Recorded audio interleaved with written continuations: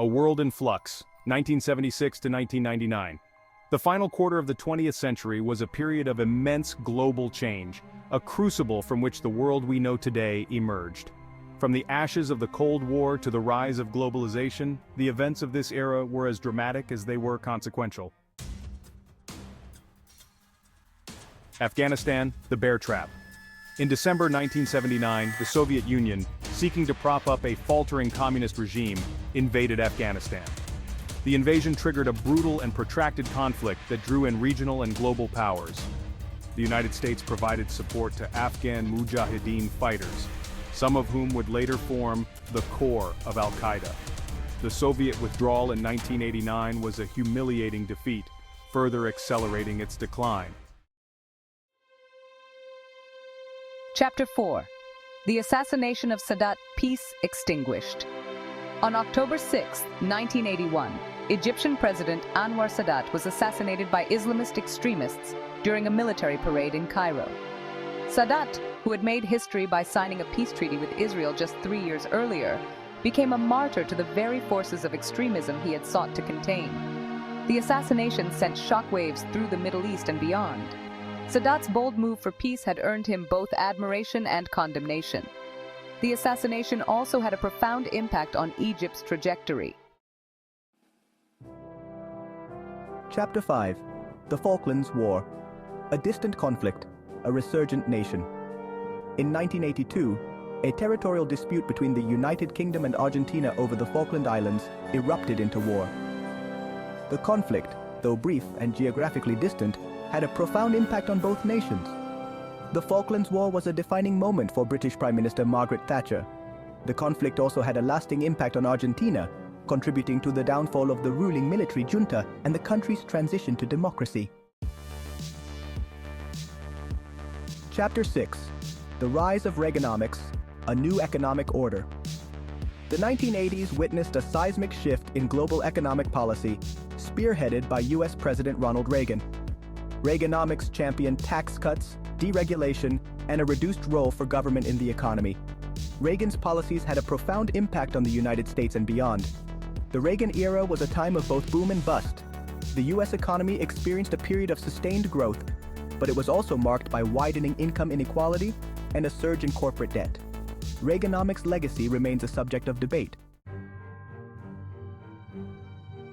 In 1985, Mikhail Gorbachev assumed leadership of the Soviet Union, inheriting a stagnant economy and a crumbling political system. His response was a series of bold and ultimately fateful reforms that would forever alter the course of history. Glasnost led to an outpouring of long-suppressed dissent as citizens and intellectuals seized the opportunity to criticize the government and demand greater freedoms. Gorbachev's reforms, while well-intentioned, ultimately hastened the collapse of the Soviet Union. On November 9, 1989, the Berlin Wall, a potent symbol of Cold War division for nearly 3 decades, crumbled before the world's eyes. The fall of the wall was a pivotal moment not only for Germany but for the entire world. East German citizens, emboldened by Gorbachev's reforms and inspired by protests across Eastern Europe, converged on the wall, demanding passage to the West. The fall of the Berlin Wall had a profound psychological impact, signaling the end of the Cold War and the triumph of democracy over communism. It paved the way for the reunification of Germany and the liberation of Eastern Europe from Soviet domination. In the spring of 1989, as the world watched the Berlin Wall crumble, a very different drama was unfolding in China. Thousands of students and workers, inspired by the winds of change sweeping the globe, gathered in Beijing's Tiananmen Square to demand greater political freedom and an end to corruption. The protests, initially met with restraint by the Chinese government, grew in size and intensity. The hope, however, was brutally crushed on June 4, 1989, when the Chinese government sent tanks and troops into Tiananmen Square to clear the protesters. The massacre that ensued shocked the world and sent a chilling message about the Chinese government's determination to maintain control. By 1991, the Soviet Union, once a formidable superpower that had held the world in a decades-long Cold War, was on the brink of collapse.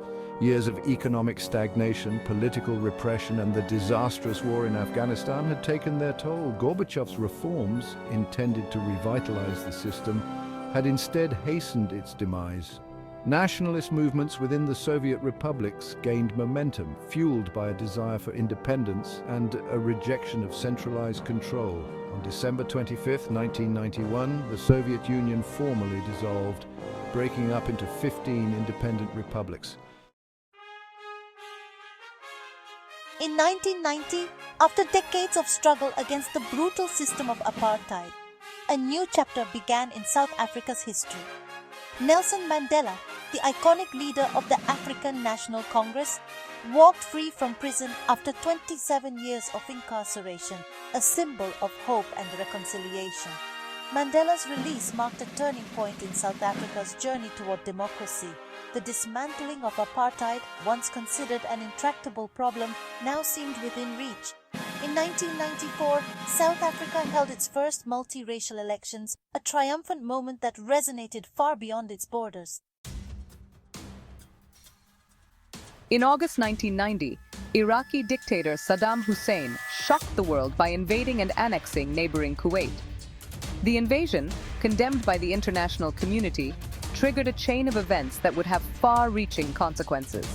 The United States, under President George H.W. Bush, responded swiftly, assembling a multinational coalition to liberate Kuwait and contain Iraqi aggression. The ensuing Gulf War, a testament to American military might, lasted just 6 weeks, but had a profound impact on the Middle East and beyond. The Gulf War marked the emergence of a new world order, as President Bush proclaimed, one in which the United States asserted its role as the world's sole superpower. The war also highlighted the growing importance of oil in international relations. Chapter 13. Yugoslavia, the Unraveling. The collapse of communism in Eastern Europe had a devastating impact on Yugoslavia, a multi-ethnic federation held together for decades by the iron fist of Josip Broz Tito. With Tito's death in 1980 and the weakening of communist ideology, long-suppressed ethnic and religious tensions resurfaced. In 1991, Yugoslavia began to unravel as Slovenia and Croatia declared independence, triggering a series of bloody conflicts that would engulf the region for much of the decade. The Yugoslav wars, marked by ethnic cleansing, mass atrocities, and widespread displacement, became a symbol of the horrors that can erupt when national identities are manipulated for political gain. Chapter 14. A Glimmer of Hope, the Oslo Accords. In 1993, amidst the turmoil and violence that had come to define the Middle East, a glimmer of hope emerged. Israeli Prime Minister Yitzhak Rabin and PLO Chairman Yasser Arafat, in a historic handshake, signed the Oslo Accords, a framework for peace between Israelis and Palestinians. The Oslo Accords, the culmination of secret negotiations in Norway, represented a major breakthrough in the Israeli-Palestinian conflict. The agreement called for mutual recognition, Palestinian self-rule in Gaza and the West Bank, and a framework for future negotiations on the most contentious issues. The hope, however, proved to be fragile, as continued violence and mistrust dealt a severe blow to the peace process. Chapter 15. Hong Kong's Handover, the End of an Era. On July 1, 1997, the British colony of Hong Kong was peacefully returned to Chinese sovereignty, marking the end of an era. The handover, the culmination of negotiations between the UK and China, was a momentous event with far-reaching implications. Hong Kong, a vibrant financial hub and a symbol of free market capitalism, faced an uncertain future under Chinese rule. The one country, two systems framework, agreed upon by both sides, promised to preserve Hong Kong's autonomy and way of life for 50 years. The handover of Hong Kong marked the end of British colonialism and the rise of China as a global power. Outro echoes of the past, challenges of the present. The events of 1976 to 1999 were not merely historical footnotes, they were seismic shifts that continue to shape our world today. Understanding this period of history is essential for navigating the complexities of the 21st century.